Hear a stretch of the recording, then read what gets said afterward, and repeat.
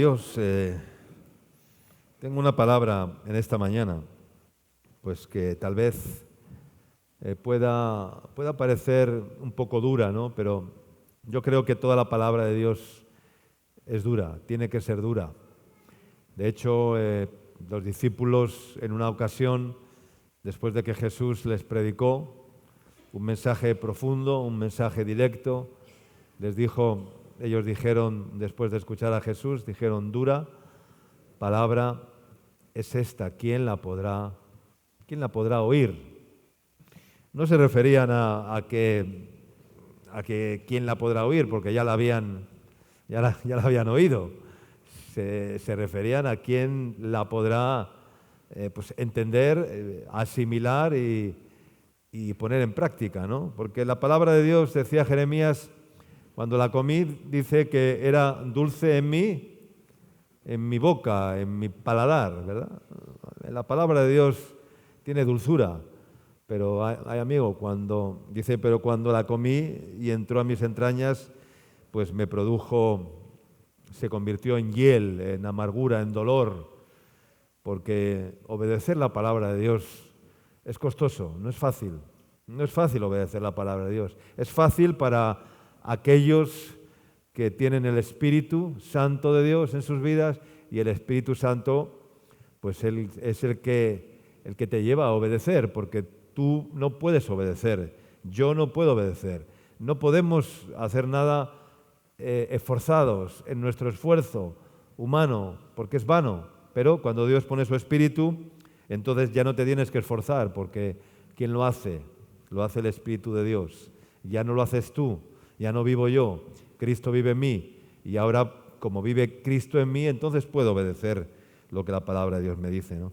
Vamos a abrir nuestras Biblias en el Evangelio de Mateo, capítulo 24, versículo 32 en adelante, hasta el 44. Mateo 24, 32.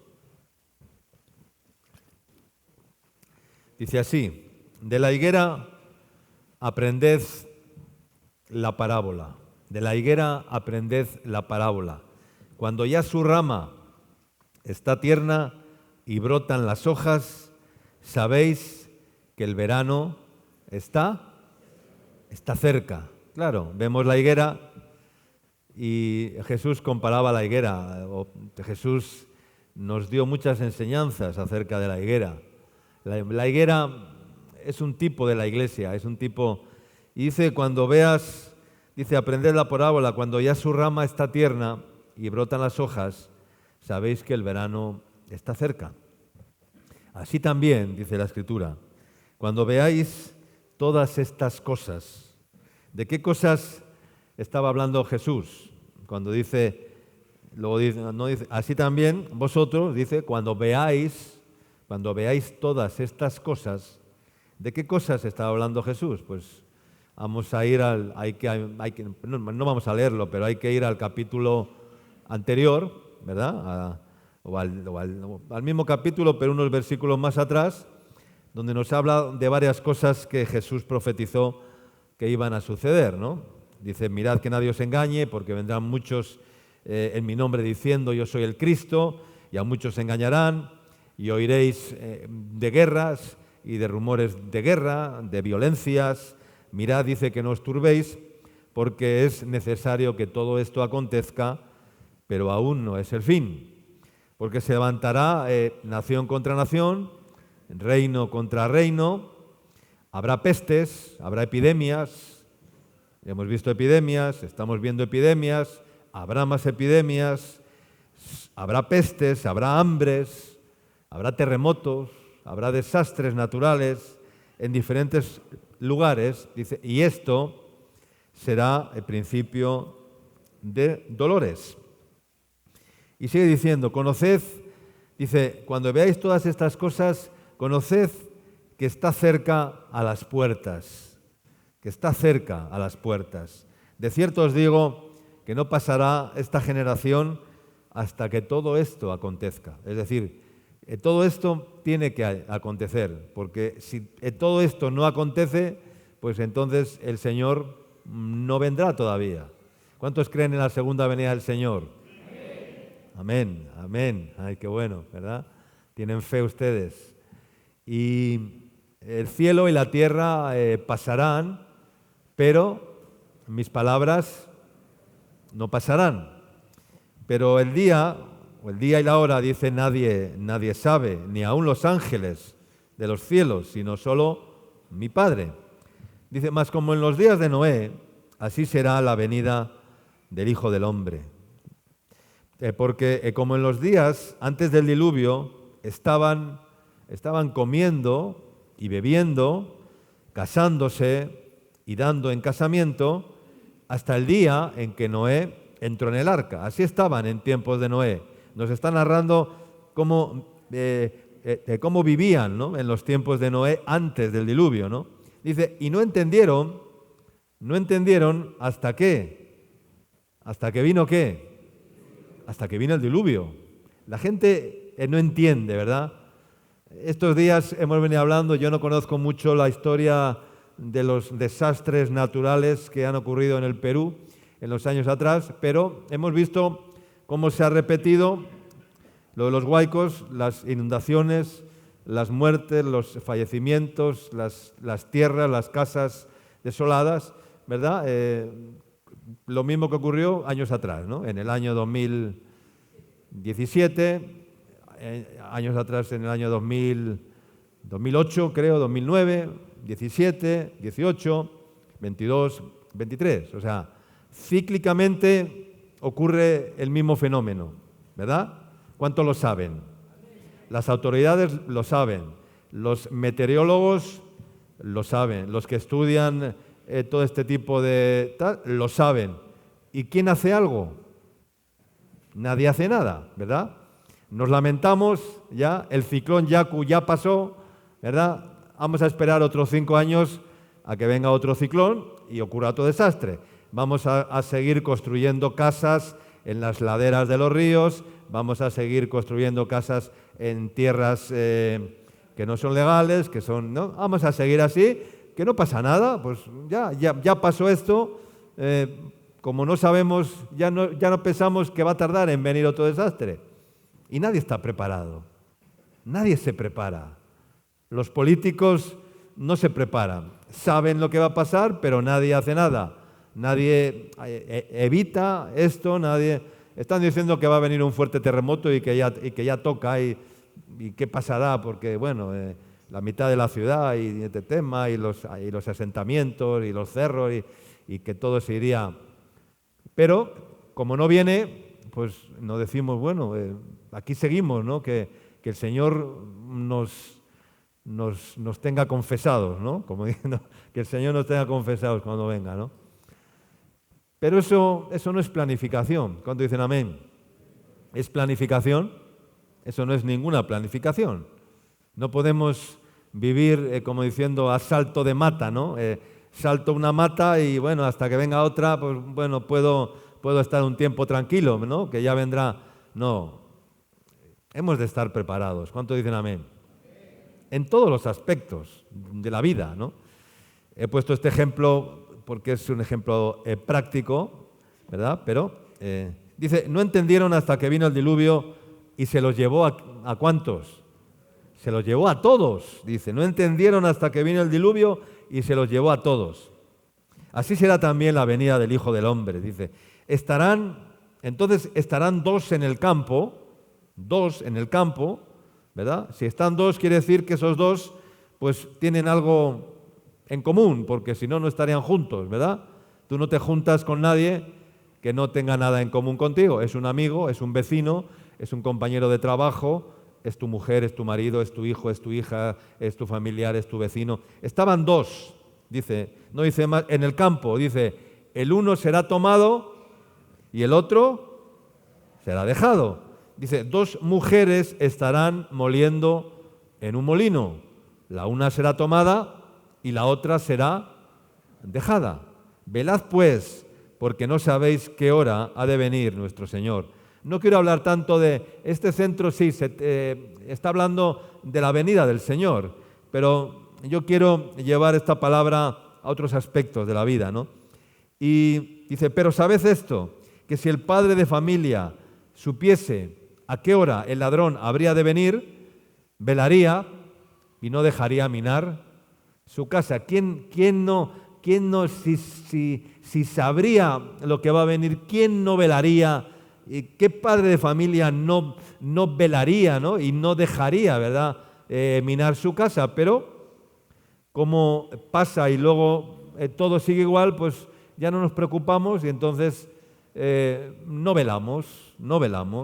Dice, por tanto, también vosotros, dice, estad preparados, porque el Hijo del Hombre vendrá a la hora que no pensáis, ¿verdad? Y las cosas, ¿cuándo vienen? ¿Cuando pensamos o cuando no pensamos? ¿Cuándo vienen las cosas? Cuando no pensamos, ¿verdad? No, es que me ha venido esto y cuando dicen, yo no pensaba jamás que esto me fuera a ocurrir a mí, ¿verdad? ¿Cuántos han dicho eso en alguna ocasión? ¿Y te ocurrió o no te ocurrió? Y tú pensabas que a ti jamás te iba a ocurrir, que al vecino le ocurrió, pero bueno, como fue al vecino, pues, pero cuando veas las barbas del vecino mojar, que dice el refrán, pon las tuyas a remojar, pon las tuyas en remojo. Pero no lo hacemos. Pensamos que a nosotros nunca nos va a tocar, ¿verdad? Y no estamos preparados, ¿verdad? Entonces el Señor nos advierte que tenemos que estar preparados para cualquier evento, para cualquier circunstancia que pueda ocurrir y que van a venir, y que van a venir.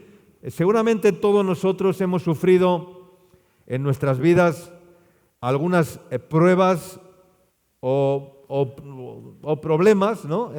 O aflicciones o circunstancias adversas, y en algunas de ellas pues no estábamos preparados para enfrentarlas. Amén. No estábamos preparados para enfrentarlas o para gestionarlas con firmeza, con madurez, con sabiduría, ¿verdad?, con inteligencia, ¿verdad?, y con solvencia. Hay que saber gestionar todas las situaciones, las buenas y las malas. Las situaciones buenas se gestionan más fácil, ¿verdad? Pero las situaciones complicadas nos cuesta gestionarlas, ¿verdad? Cuando sufrimos alguna pérdida de cualquier tipo, cuando sufrimos algún problema, alguna dificultad, cuando tenemos algún inconveniente, cuando tenemos algún encontronazo en nuestras relaciones, cuando peleamos, discutimos con alguna persona, ¿verdad? Cuando nos enojamos, cuando no estamos de acuerdo con algo, ¿verdad? Y tenemos que enfrentar y gestionar esos tiempos, esas situaciones. Y a veces no sabemos gestionar esos inconvenientes que se presentan, ¿verdad? Pensamos que todo tiene que ir sobre ruedas, que todos tienen que ir bien, que todos tienen bueno, pero a veces se levantan esos problemas, ¿verdad? Se levantan esas situaciones, ¿verdad? Ya sea en lo personal, ya sea en lo familiar, ya sea en lo laboral, ya sea en lo ministerial, o también en los acontecimientos, como he dicho, que vemos que suceden en el mundo, ¿verdad? Para los que tal vez nuestra mente pues no estaba preparada. Porque nuestra mente no está preparada, y repito, nunca pensamos que a nosotros nos pueda alcanzar. Y porque nuestra mente no está preparada para sufrir adversidades. Entonces, hay que armarse con esa mentalidad victoriosa para atravesar las dificultades que puedan venir. En esta vida vamos a tener dificultades, y por eso la palabra de Dios nos dice en esta mañana, también vosotros estad preparados. Amén. Estad preparados. En Apocalipsis dice la palabra, vi un ángel descender del cielo, diciendo, la novia se está preparando, dispuesta como una esposa ataviada para su marido, ¿verdad? Lo peor que puede hacer una esposa es cometer adulterio o tener ojos para otro hombre, ¿verdad? Eso es lo peor que puede hacer una esposa o un esposo, ¿verdad? Aquí habla de la esposa porque está hablando de la iglesia, Y lo peor que puede hacer una esposa es cometer adulterio, una mujer, o tener ojos para otro hombre. Lo peor que puede hacer la Iglesia es cometer adulterio o tener su corazón deseando las cosas del mundo, lo que no es de Dios. Eso es adulterio en la Iglesia. Y lo que más le entristece al Señor es que su esposa pues tenga ojos para el mundo o para otro que no sea Él. Porque el Espíritu de Dios o el Espíritu que Él ha puesto en nosotros, dice la Escritura, que nos anhela ¿cómo? Celosamente, celosamente. No es que Dios, sí, Dios es celoso, dice la Escritura, pero no en esos celos que tenemos los seres humanos.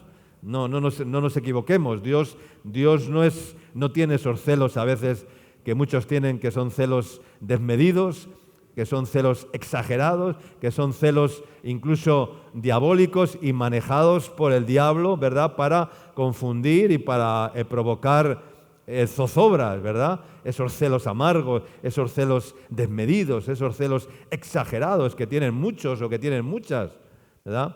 Dios es celoso, pero Dios es celoso de una forma sana.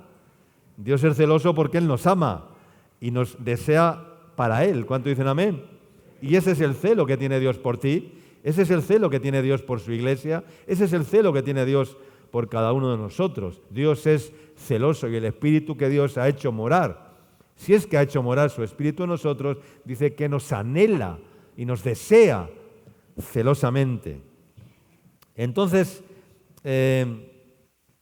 como la esposa somos la iglesia, la esposa tiene que estar ataviada para su marido y por lo tanto nos estamos preparando para eso, ¿no? Por tanto, estamos hablando de preparación, de preparación. Hay que prepararse y Cristo está preparándonos para estar con Él. Ataviada, dice, para el marido, no ataviada para el mundo, porque si alguno ama el mundo, el amor del Padre no está en él. O no sabéis, dice la Escritura, dice Santiago, o no sabéis, oh almas adúlteras, que la amistad con el mundo es enemistad contra Dios, decía el apóstol Santiago, muy claramente, ¿no? Entonces, y por eso, Mateo 25, que es el capítulo que viene después, ¿cómo comienza Mateo 25? Entonces el reino de los cielos es semejante o será semejante a 10 vírgenes. 5 de ellas eran prudentes y 5 insensatas. Dice, a 10 vírgenes que tomando sus lámparas, dice, salieron a recibir al esposo. Está hablando de la iglesia. Esas vírgenes son la iglesia. Hay muchas vírgenes insensatas dentro de la iglesia que no tienen aceite en sus lámparas, que no están ¿cómo? Que no están preparadas, porque una lámpara sin aceite, ¿para qué sirve? Para nada. No podemos llevar la lámpara en la mano solamente, ¿verdad? Porque si llevamos la lámpara en la mano, ¿de qué nos sirve llevar la Biblia debajo del brazo? La Biblia es la lámpara, pero ¿de qué me sirve llevar la lámpara no debajo del brazo si luego no la llevo en el corazón, ¿verdad? Si esa lámpara no tiene aceite, no ha recibido aún el aceite, ¿cómo voy a hacer para resolver este asunto? La lámpara en la mano no sirve para nada. La lámpara sin aceite no sirve para nada. Cuando vino el esposo a medianoche, las vírgenes insensatas, cuando dice que a medianoche se oyó un clamor, diciendo, salid a recibirle, ahí viene el esposo. ¿Y qué pasó? Que todas salieron, las unas y las otras, las sensatas y las insensatas, las prudentes y las insensatas, todas salieron, pero ¿qué pasó? Que unas tenían aceite y las otras no. Y ahí es donde comenzó el problema, para las que no tenían aceite.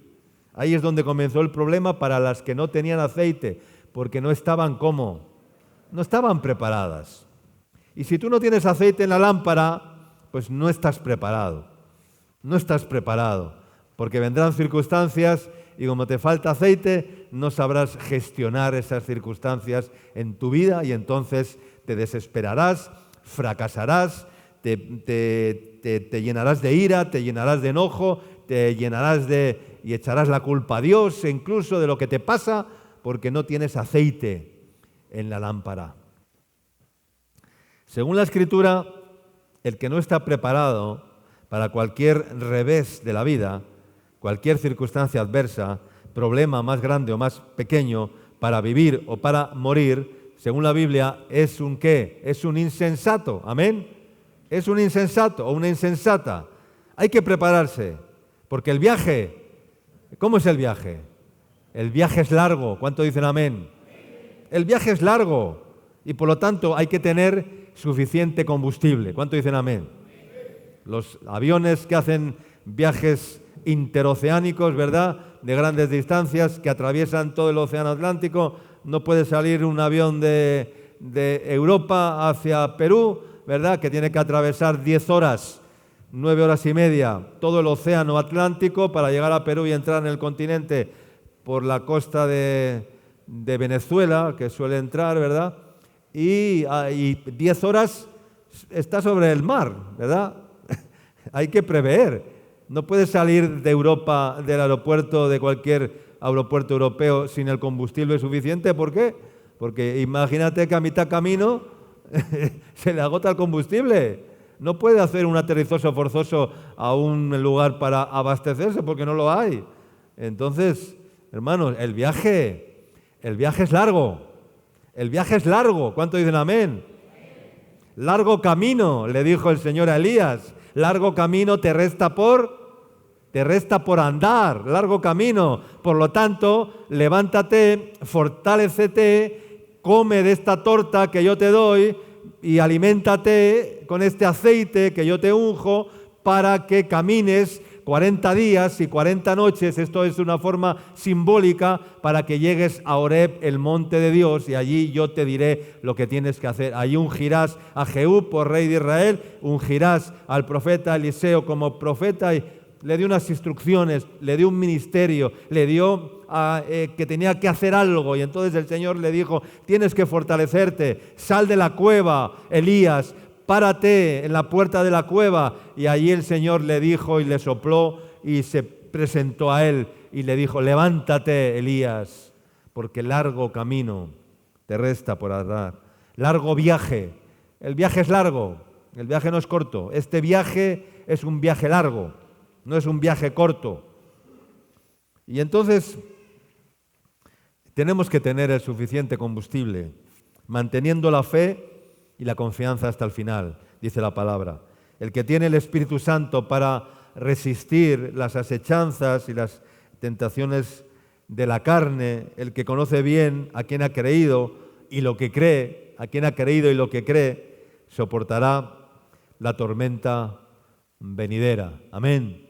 Soportará la tormenta venidera. Dice la palabra en Daniel capítulo 12, Daniel capítulo 12 y verso 3, que dice que los entendidos resplandecerán como el resplandor del firmamento, y los que enseñan la justicia a la multitud como las estrellas a perpetua eternidad.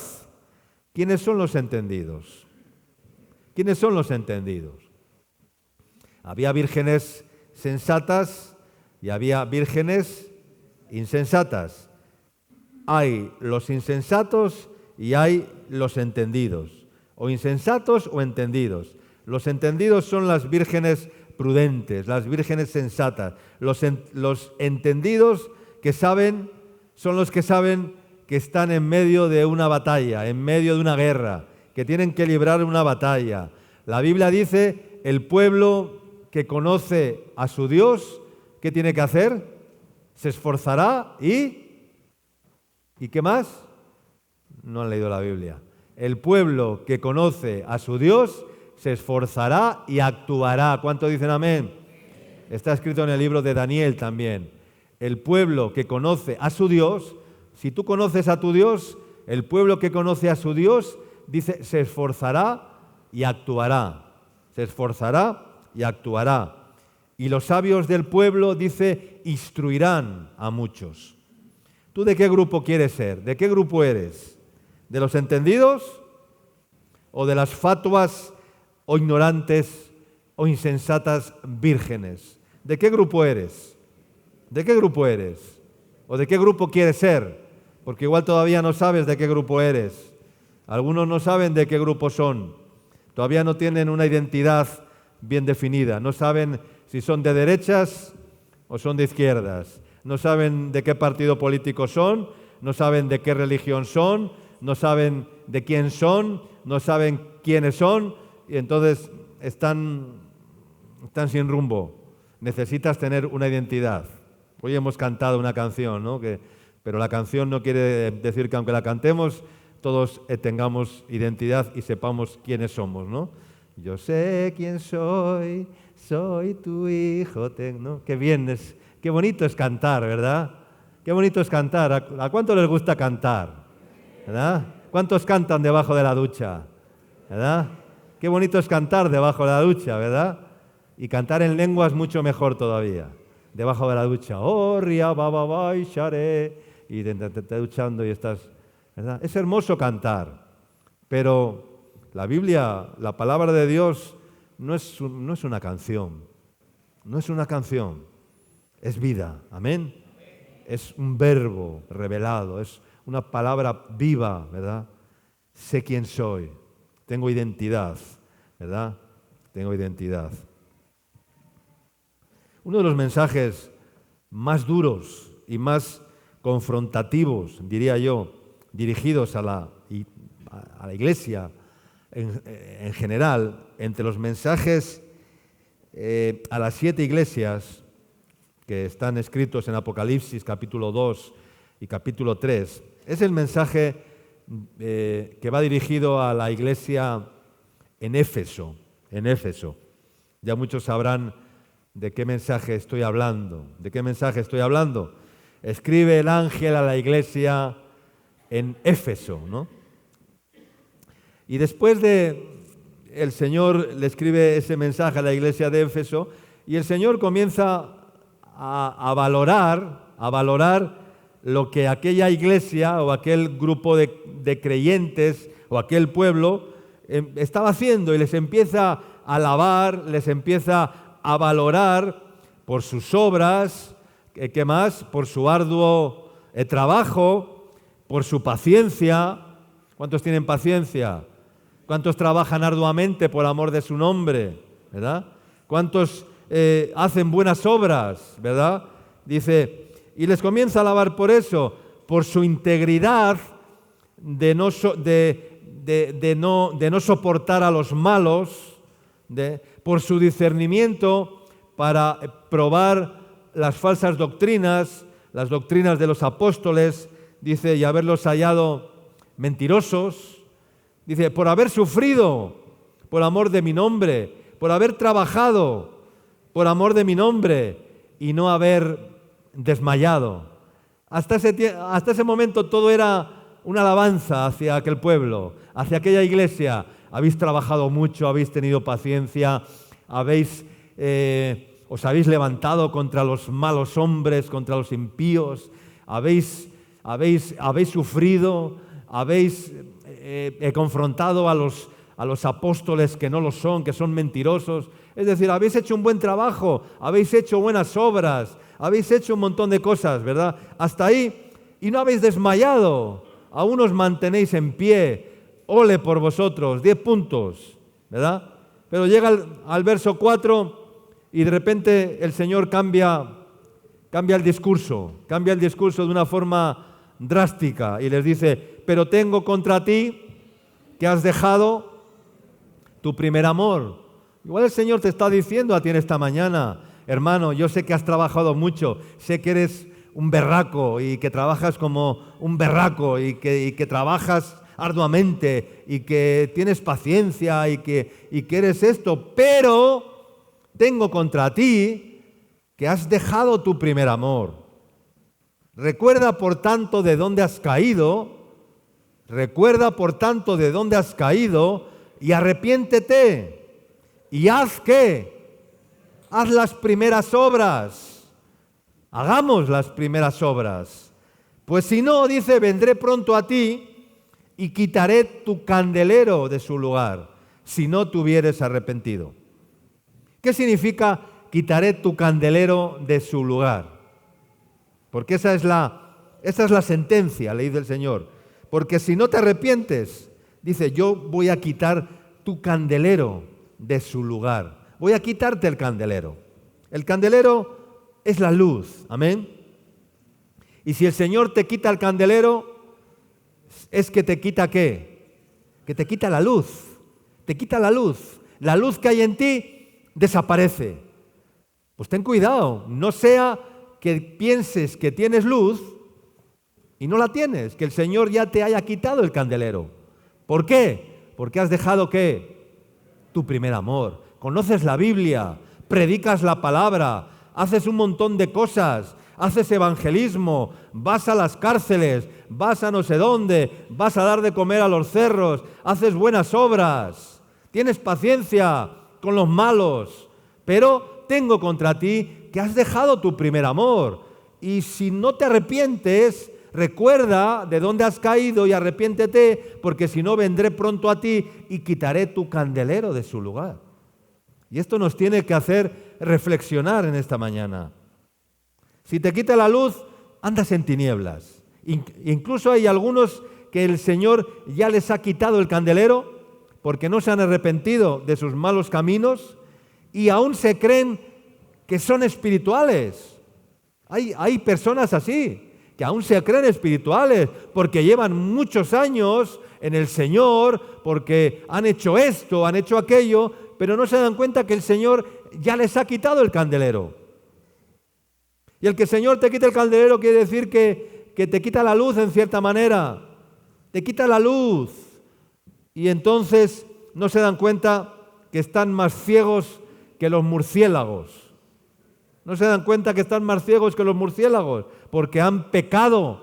¿Contra quién? Contra el Espíritu Santo. Y parece que tienen luz, pero es una luz ficticia, es una luz que no es real. Porque es como dice la palabra, dice, la lámpara del cuerpo es el ojo. Si tu ojo es bueno, todo tu cuerpo estará lleno de luz. Pero si tu ojo es malo, todo tu cuerpo estará en tinieblas. Ten cuidado, dice, no sea que la luz que hay en ti sean ¿qué? Tinieblas. Que la luz que tú crees que hay en ti sean tinieblas. Que te creas que eres alguien espiritual, pero estés en tinieblas. Y hay personas así. Y la carta de Pablo, curiosamente, a los Efesios, el libro de los Efesios es uno de los libros más profundos. Es una de las cartas más profundas del apóstol Pablo, del Nuevo Testamento, ¿no? Y en el capítulo 5 y verso 15, dice así, verso 15 al 17, dice, mirad pues con diligencia, ¿cómo andéis? Verso 15 del capítulo 5. Mirad pues con diligencia cómo andéis, no como necios, sino como sabios, aprovechando bien el tiempo, porque los días son malos. Por tanto, no seáis insensatos, otra vez nos dice la palabra insensatos, no seáis vírgenes insensatas, sino entendidos de cuál sea la voluntad del Señor. Otra vez aparece la palabra insensatos. No seáis insensatos. ¿Por qué aparecerá en la Biblia tantas veces la palabra insensatos? ¿Por qué? Porque somos ¿qué? Insensatos. O sea, si no, no estaría tantas veces puesta en la Biblia. Y está muchas veces puesta esa palabra en la Biblia. ¿Será que somos un pueblo insensato? ¿Será que somos insensatos y que no estamos preparados? ¿Qué será? ¿Será o no será? ¿Qué será? Porque aparece tantas veces. ¿Será que somos insensatos? Creo que hay muchas personas que son insensatas, que no están bien preparadas. Y dice, sino entendidos de cuál sea la voluntad del Señor. Entendidos de cuál sea la voluntad del Señor. Entonces cada uno debe saber primeramente cuál es la voluntad del Señor, cuál es la voluntad de Dios para él. aunque no sepamos el futuro. No quiere decir que tengamos que saber lo que va a pasar. No estoy hablando de eso. No estoy hablando de que tengamos que saber todo el futuro, o con quién te vas a casar, ¿verdad? O qué pasará en el futuro, sino la voluntad de Dios para ti ahora, hoy, la voluntad de ti para hoy. Eso es lo que el Señor quiere que conozcamos. En el verso 16 dice, aprovechando bien el tiempo, porque los días son malos. Una persona insensata, ¿qué hace? ¿Pierde qué? Pierde el tiempo. O sea, tú mira a una persona que permanece ociosa en la obra de Dios, que pierde el tiempo constantemente, es una persona ¿cómo? Insensata. Insensata. El que pierde el tiempo, en este tiempo que vivimos, es alguien insensato. Insensato. Porque está perdiendo el tiempo. Es una señal de una persona insensata. Pierde el tiempo y no conoce la voluntad de Dios. Dice Lucas en el capítulo 21, versos 34 al 36, Lucas 21, 34 al 36, dice, mirad también por vosotros mismos. ¿Por qué? Vamos a parar aquí. Dice, mirad también por vosotros mismos. ¿Y por qué dice mirad también por vosotros mismos? Porque cuando uno está en compañía de alguien o está con otros hermanos o con otras personas, pues parece como que siempre alguien te va a cuidar, siempre alguien te va a proteger, siempre alguien te va a escuchar, siempre alguien te va a valorar, siempre alguien te va a recomendar, te va a dar algo, ya. Cuando uno está enamorado, ya siempre está pensando ¿en quién? En la otra persona, ¿verdad? Está pensando en la otra persona. Los que están casados o casadas están pensando en qué piensa su marido o en qué piensa su mujer, porque los casados piensan en las cosas, la casada piensa en las cosas de su marido, dice la Biblia, y el marido en las cosas de su mujer. Esto lo dice en 1 Corintios, ¿no? Entonces, pero aquí dice, mirad por qué, mirad por vosotros mismos, porque cada uno va a tener que dar cuentas a Dios individualmente, no colectivamente. Acuérdate, estarán dos en el campo, el uno será tomado y el otro será dejado. Voy a ir más allá. Estarán dos en una cama y el uno será tomado y la otra será dejada, o la otra será tomada y el uno será dejado. Así de sencillo. Mirad bien por vosotros mismos. Por vosotros mismos. Dice, que vuestros corazones, dice, no se carguen de glotonería y de embriaguez y de los afanes de esta vida. Y venga de repente, ¿cómo vienen las cosas? De repente, ¿verdad? No hay aviso. Nadie te avisa de que va a venir una enfermedad, de que va a venir un desastre, de que va a venir un conflicto, un problema. Los problemas vienen así de repente, todo viene de repente. No sabemos. Y como no estamos preparados, cuando vienen los problemas, cuando viene alguna confrontación, cuando viene alguna dificultad, pues nos cuesta gestionar las dificultades, porque no estamos preparados para ciertas cosas. Y el Señor nos tiene que preparar, porque las cosas vienen de repente, porque el día y la hora nadie lo sabe. Las cosas vienen de repente, repentinamente. Vendrá destrucción repentinamente, dice la Escritura, repentinamente. Porque como un lazo vendrá sobre todos los que habitan, como un lazo, dice, vendrá, como un lazo, y el lazo ¿a qué viene? A enlazar. Como un lazo vendrá sobre todos los que habitan sobre la faz de la tierra. Dice, velad pues en todo tiempo orando, velad pues, y este es el llamado, dice, velad pues en todo tiempo orando, que seáis tenidos por dignos de escapar de todas estas cosas que vendrán. Esto me llama la atención y Y me gusta, dice, velad pues en todo tiempo para que seáis tenidos por dignos. ¿Dignos de qué? Dignos de escapar, aleluya. Dignos de escapar, que el Señor nos tenga por dignos. Y si el Señor nos tiene por dignos, nos va a dar la capacidad, ¿para qué? Para escapar del incendio, para huir de la quema, para huir del desastre, para huir del problema, para huir de la tentación. Pero para eso el Señor nos tiene que hallar, ¿cómo? ¿Dignos o indignos? Dignos, para que seáis tenidos por dignos, dice la palabra de Dios, para escapar. El digno escapa. El que es digno delante de Dios, Dios le toma y le agarra de la mano, como agarró a Lot y a sus hijas cuando iban a destruir Sodoma y Gomorra y estaban allí. Y entonces dice un ángel del Señor y prácticamente dice que asió de ellos y se las llevó y las agarró. Así.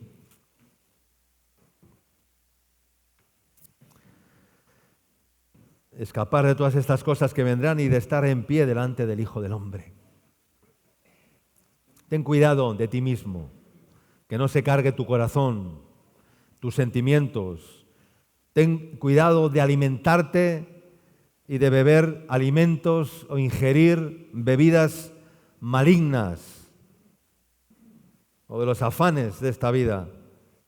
Hay muchas personas que están embriagados. No quiere decir que estén borrachos de vino o de alcohol, pero están embriagados de este mundo.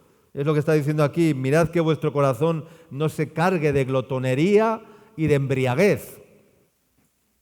Alguien que está borracho, ¿cómo es una persona borracha? Pierde el conocimiento, ¿verdad? Un borracho pierde el conocimiento. Habla lo que no hablaría estando en su juicio cabal, ¿verdad? ¿Qué hace un borracho? Dicen que todos los borrachos dicen la verdad, ¿no? Porque cuando uno está borracho se pone a hablar y de cuánto te quiero y cuánto no sé qué y cuánto... ¿Verdad? ¿Verdad? Hablan cosas que no hablarían estando en su cabal juicio. Un borracho habla cosas que nunca diría en su juicio cabal, ¿verdad? Que nunca diría. Pero como está borracho, pues, como pierde no sabe lo que dice, ¿verdad? Un borracho incluso se puede volver agresivo, se puede volver violento, ¿verdad?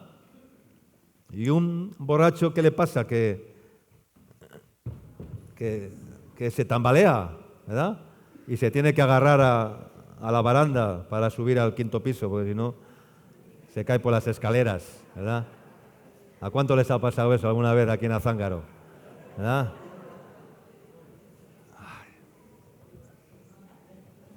Me parece que se mueven las escaleras, pastor. Las escaleras se mueven. No sé qué pasa. Todo se mueve. Se tambalea y se cae. Claro. Y por eso el Señor quiere decir, no os embriaguéis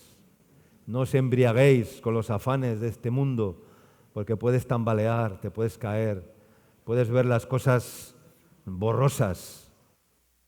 ¿Cómo ve un borracho las cosas? ¿Verdad? ¿Cómo ve un borracho las luces por la noche? ¿Verdad? Que todas se juntan, ¿verdad? Todas se difuminan, ¿verdad? Todas las luces convergen en un mismo punto, ¿verdad? ¿Verdad? ¡Qué locura! ¿Verdad? No tienen miedo a la velocidad, ¿verdad? ¿Cuántos cogen borrachos un auto y, claro, no tienes control del pie, ni tienes miedo a la velocidad ni a nada, porque pierdes el miedo, y entonces te conviertes en un suicida, ¿verdad? Por eso si bebes, no conduzcas, no manejes, ¿no? Eso dice la ley de las advertencias de tráfico y del tránsito, porque es peligroso. Y por eso el Señor quiere llenarnos de Él mismo, para que le amemos de todo corazón y Él nos va a llenar de su presencia. Amén. Vamos a volver a Efesios 5, 18 y 19. Efesios 5, 18 y 19. Dice, no os embriaguéis, estamos hablando de lo mismo, con vino, en lo cual hay disolución, disoluto. Antes bien, sed llenos del Espíritu Santo, hablando entre vosotros. ¿Cómo tenemos que hablar entre nosotros? Con salmos, con himnos, con cánticos espirituales, cantando y alabando al Señor en vuestros corazones. Hermano feliz, ¿a quién amas tú? ¿No? En vez de decirle hola, pues le dices, hermano Luis, hermano, ¿a quién amas tú? Yo amo al Señor. Y esto es hablar con cánticos, con himnos, con cánticos espirituales, con palabras de Dios, no con palabras humanas. Alguien que tiene un problema, alguien que tal, háblale con la palabra de Dios. Háblale con doctrina y paciencia, se corrige el pecado. Amén. Con doctrina y paciencia, con doctrina y verdad, con verdad y se corrige el pecado y al pecador y al ofensor así se corrige. No se corrige de otra manera, no. Así se corrige, hablando entre vosotros. Claro, el que tiene aceite brota de él, el Espíritu Santo mana de él, porque el que cree en mí, como dice la Escritura, de su interior correrán ríos de agua viva, y entonces no se pondrá a la altura de nadie, hablará palabras de verdad, palabras de mansedumbre, palabras de templanza, de dominio propio, palabras de vida, y transmitirá vida, transmitirá a Dios, porque es un mensajero de Dios, porque es un hombre o una mujer de Dios. Y el que tiene lo que tiene, manifiesta lo que tiene, expresa lo que tiene y... ¿No? ¿No es así? ¿O no es así? ¿Qué les pasó a las vírgenes para ir terminando? Pues que, bueno, las vírgenes prudentes, dice la parábola, que mientras las insensatas fueron a comprar aceite para sus lámparas, dice que las insensatas dijeron a las prudentes... dadnos de vuestro aceite, porque nuestras lámparas se apagan. Mas las prudentes respondieron diciendo, para que nos falte a nosotras y a vosotras, no, id más bien a los que venden y comprad para vosotras mismas. Otra vez dice, para vosotros mismos, tened cuidado de vosotros mismos, ¿verdad? Pero ¿qué pasó? Que mientras iban a comprar, ¿qué pasó? Que vino el esposo. Dice, y las que estaban, ¿cómo? Preparadas, las sensatas, las sabias, las que estaban preparadas, dice, las que estaban preparadas, entraron con el Señor a las bodas y después la puerta se cerró. ¿Y dónde quedaron las insensatas? Quedaron fuera de la puerta. Y empezaron a llamar, Señor, Señor, ábrenos. ¿Y las abrió el Señor o no las abrió? El Señor no las abrió. Eran 10, 50, 50-50, ¿no? 50-50, 50%, 50-50. ¿No? ¿En qué grupo estás? ¿Qué grupo estás?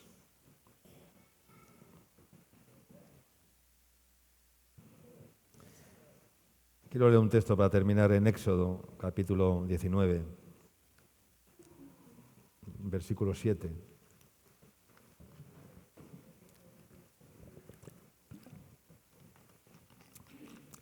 Cuando el Señor apareció al pueblo de Israel en el monte Sinaí. Dice, entonces vino Moisés, y llamó a los ancianos del pueblo y expuso en presencia de ellos todas las palabras que el Señor había mandado. Y todo el pueblo respondió a una y dijeron, todo lo que el Señor ha dicho, haremos. ¿Cuántos pueden decir hoy en esta mañana? Todo lo que el Señor nos ha dicho hoy, haremos. Ay, amigo, si esto fuera real y verdadero, sería una revolución, pero lamentablemente no es así. Escuchamos, pero no tenemos el compromiso de esto haremos. Y Moisés refirió a Jehová las palabras del pueblo. Entonces el Señor le dijo a Moisés: he aquí, yo vengo a ti en una nube espesa, para que el pueblo oiga mientras yo hablo contigo y también para que te crean para siempre. Y Moisés refirió las palabras del pueblo al Señor. Verso 10. Y Jehová el Señor le dijo a Moisés: ve al pueblo y santifícalos hoy y mañana, y laven sus vestidos y estén preparados para el día tercero, porque al tercer día Jehová descenderá a ojos de todo el pueblo sobre el monte Sinaí. Amén. Les dijo, al tercer día estén preparados. El tercer día siempre es el día de la resurrección. Al tercer día Jesús resucitó. Al tercer día, 3 días estuvo Jonás en el vientre del gran pez como una señal profética de los 3 días. 3 días, pero para el Señor un día es como 1000 años y 1000 años es como un día, ¿no? Pero siempre el tercer día está hablando del avivamiento, está hablando del amanecer, de la aurora, de la luz de la aurora, está hablando de que el Señor viene por la mañana, amén. El Señor viene por la mañana. Dice, aunque larga, aunque dura, dice un texto, un salmo, ¿no? Aunque dura sea la noche, aunque larga sea la noche, vuestro gozo viene por la mañana, ¿no? Eso dice el texto, ¿no? Vuestro gozo viene por la mañana porque el Señor viene al alba, amén. Él viene al alba saltando entre los collados, saltando entre los montes, como dice la Sunamita en Cantar de los Cantares. Ahí viene mi amado saltando entre los collados, saltando entre los montes como un ciervo amado, ¿no? Y hace un alarde ahí y una comparación. Así viene el Señor al tercer día. Estén preparados, estemos preparados para todo estemos preparados. Pero el Señor les dice al pueblo, ve y diles al pueblo, santifícalos hoy y mañana y laven sus vestidos. Y laven sus vestidos. Y al tercer día,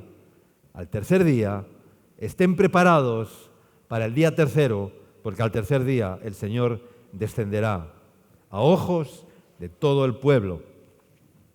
Y señalarás término al pueblo en derredor, diciendo, guardaos, no subáis al monte, ni toquéis, ¿qué dice? No toquéis sus límites, no toques los límites, no toquemos los límites. Hay límites que no podemos traspasar, hay límites que no podemos mirar ni tocar. El pueblo no podía tocar el monte, y los que tocaron el monte, dice, en aquel día cayeron muertos por tocar el monte Sinaí. El monte dice que ardía en fuego, porque era el monte de Dios, de donde salió la ley, de donde salió la presencia de Dios, donde Dios se manifestó a Moisés, donde Dios le dio instrucciones, leyes, mandamientos a Moisés. Dice, no subáis al monte, no toquéis los límites. Cualquiera que tocare el monte, de seguro morirá. No lo tocará mano, porque será apedreado o asaetado. Sea animal o sea hombre, no vivirá. Cuando suene largamente la bocina, subirán al monte, y descendió Moisés del monte al pueblo, y santificó al pueblo, y lavaron sus vestidos, y dijo al pueblo Moisés, estad preparados para el tercer día, no toquéis mujer, no os contaminéis. Estad preparados para el tercer día. Bueno, y si seguimos leyendo, es maravilloso este texto, pero no quiero, dice, vamos a leerlo solamente y terminamos. Aconteció que al tercer día, cuando vino la mañana, vinieron truenos y relámpagos y espesa nube sobre el monte y sonido de bocina muy fuerte, y se estremeció todo el pueblo que estaba en el campamento. Y Moisés sacó del campamento al pueblo para recibir a Dios, y se detuvieron al pie del monte. Todo el monte Sinaí humeaba, porque Jehová había descendido sobre él en fuego, y el humo subía como el humo de un horno, y todo el monte se estremecía en gran manera. El sonido de la bocina iba aumentando en extremo. Moisés hablaba y Dios le respondía con voz tronante. Y descendió el Señor sobre el monte Sinaí, sobre la cumbre del monte, y llamó el Señor a Moisés a la cumbre del monte, y Moisés subió, solamente Moisés. Y Jehová le dijo a Moisés: desciende, ordena al pueblo que no traspase los límites para ver al Señor, porque caerán multitud de ellos. Y también que se santifiquen los sacerdotes que se acercan al Señor, para que Jehová no haga en ellos estrago. Que se santifiquen los sacerdotes que vienen al altar a ofrecer los sacrificios. Santifíquense, dice, para que el Señor no haga con ellos estrago. Moisés le dijo a Jehová: el pueblo no podrá subir al monte Sinaí, porque tú nos has mandado diciendo: señala límites al monte y santifícalo. Y el Señor le dijo: ve y desciende, subirás tú y Aarón contigo, mas los sacerdotes y el pueblo no traspasen el límite para subir a Jehová, no sea que haga en ellos estrago. Entonces Moisés descendió y se lo dijo al pueblo. Amén. Entonces, hermanos, el Señor nos dice en esta mañana: estad preparados. Amén. Prepara tu corazón, como dice la palabra de Dios. Dice que Esdras había preparado su corazón para inquirir la ley de Jehová y para cumplirla y para enseñar en Israel sus estatutos y decretos. Prepara tu corazón para inquirir la ley del Señor.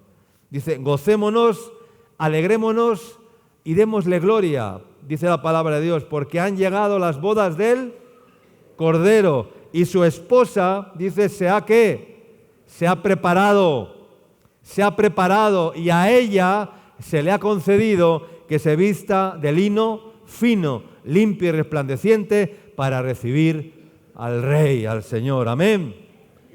Vestiduras limpias, dice la palabra de Dios también: santificad al Señor en vuestros corazones y estad preparados siempre para presentar, ¿qué?